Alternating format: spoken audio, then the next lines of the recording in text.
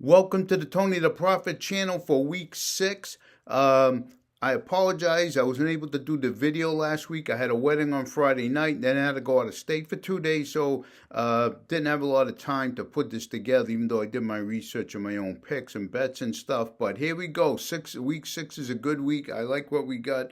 First game I like is Green Bay at home, laying 5.5. You get Watson and Dobbs back. The offense is doing well. They get 6.36 yards per play.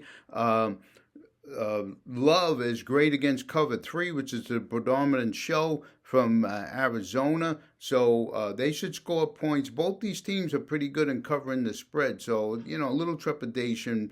Arizona, both teams are 3-2 for the year. If you go back over the last 10 or 12 games, they've covered most of them. Arizona, 5-1 on the road. The last 6, 5-2 overall ATS, covering last 7. So the defense for Green Bay's been playing better. They're getting turnovers, especially at home. Xavier McKinney, it's a whole nother story that I can go into. The Giants let him go. If they didn't give Danny Turnover the bag, they would have money to pay him. They could have saved Barkley. But that's another podcast for another day. You want to get my blood pressure going with Danny Turnover. He had a good week. Seattle defense is not that good, as you saw in the Thursday night game. So, he plays well against bad things. But we won't talk about that. So here, Green Bay, 31-23. I loved going over. Could be higher scoring. Arizona could put up some points, but Green Bay's the better team right now. The next team I like is Detroit, -3.5. It was -3. It's going up. It doesn't matter. They're coming off a bye.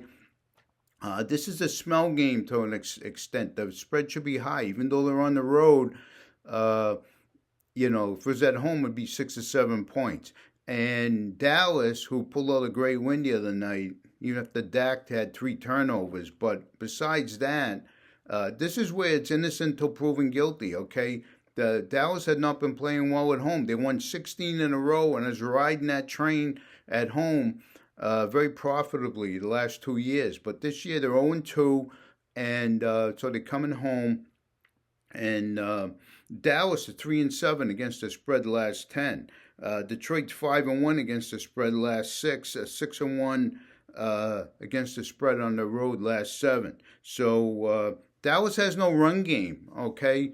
So and now Dak will have a great night. He might throw a pick or 2, but he should throw up to 300 yards, have 2 or 3 touchdowns. They can't run the ball. The Rico story is he's doing better, but Rico's not the answer. You cannot run against Detroit, against that defense. They're going to have to throw. So he's going to be on 3rd and long. Look for sacks and stuff. And Detroit should be able to control the game. They get Gibbs and Montgomery. Dallas a little bit better against the run. They were better against the Giants. I thought Singletary would do better in their game. But they were 32nd, but they're down to 28. So a very comfortable game. A lot of points. Another game I like the over. I have it Detroit 34-26. It could be 37-27, 31-25, somewhere in there. But it's going to be enough to cover and go over. It's a high number. I believe it's 51.5. And the next game I like is Washington. Washington's been playing great. The big surprise this season. They're 4-1 against the spread. And you have Baltimore, okay? So what is Baltimore? Baltimore can win, and they're putting some wins together after an 0-2 start, but they were 32nd against the pass. Now they're 28th.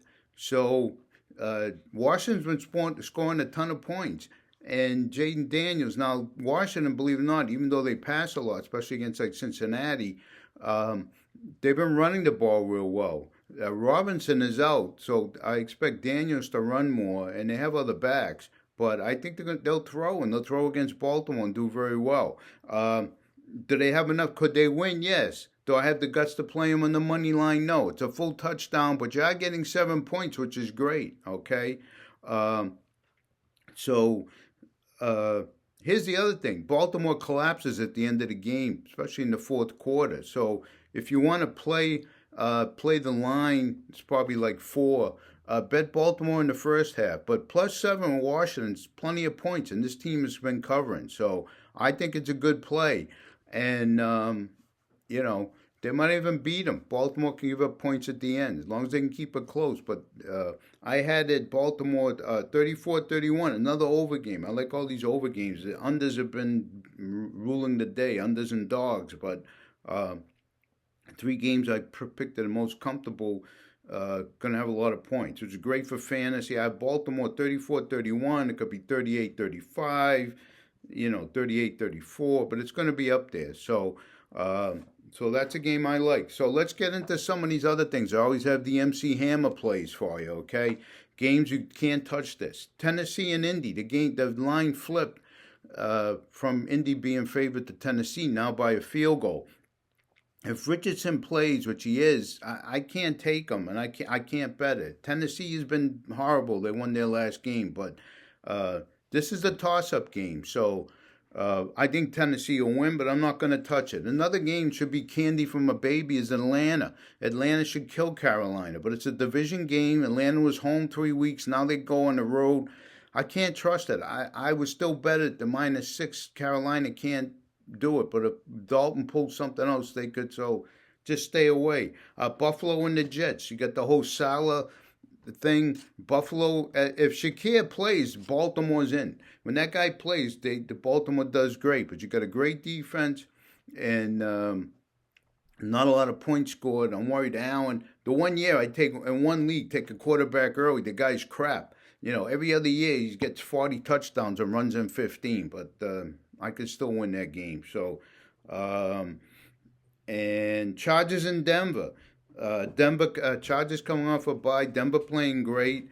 Harbaugh, can coach, but Denver, it's 3 points. I already bet. I took Denver with the points, but I think this is a 1 or 2 point game. Denver could win by 1. It's tough for them to win 4 games in a row and beat the Chargers. Division game. So it's MC Hammer. Stay away. But I bet 3 early, but I was going to cash it out, but I'll leave it. I think that's the right side, but, not to make it a good pick. Games I like, Philly, Cleveland, Watson's falling apart. It's a big line. They went to 9.5, crazy big line, but they get Brown and Smith back, and when Brown plays, the Eagles do well. You got Barkley, and they should kill him, okay? Pittsburgh. I can't take Pittsburgh as a favorite. I thought they would do well at home against Dallas. You take them as a dog. So that's a field goal game, 4 points. I think I predicted it 21-17. It's just too close to stay away. You can't trust Pittsburgh. When Tomlin's the best dog coach, when he's getting points, you run with it. What else did I like? Jacksonville. Jacksonville's going to London. How can you bet against them? Okay? They go there twice a year. They're the team that's gone there the most in the last 15 years that they've had these games over there. They have their home crowd there. When they couldn't draw in the stadium, when they used to have to cover 8,000 seats, that's why they went to London. They made more money going to London. I can't bet against Jacksonville and London. Close game. The spread's a half a point. It was favored Chicago. Now it's like a half a point to Jacksonville. I'll take Jacksonville. It's a, 23-20, 21-20. They'll cover the point to win by a point or 2. But it's too close for comfort to make it a top 3. So we won't. So, and I guess that's about it. So there we go. Some good plays. It's a good week. We'll be back next week. Good luck. And tell your friends and follow the prophet to be profitable. We'll see you next week.